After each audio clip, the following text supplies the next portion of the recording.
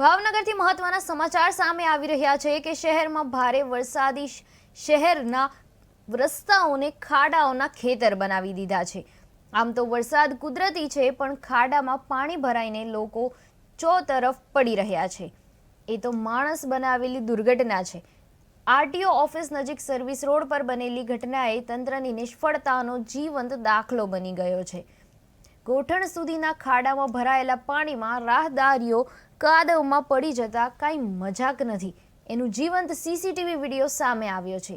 એક દુકાનદારે આ સમસ્યાની ઓનલાઈન ફરિયાદ પણ કરી હતી અને ફોટા પણ અપલોડ કરેલા હતા, પરંતુ આળસુ કર્મચારીએ બીજો જ સ્થળ બતાવતા ફરિયાદ ડિઝોલ્વ કરી નાખી હતી અને ફરિયાદને 10 દિવસ વીતી ગયા છતાં સ્થિતિ એવી ને એવી જ છે। ત્યારે તંત્રની કામગીરી ઉપર અનેક પ્રશ્નો પણ ઊભા થઈ રહ્યા છે।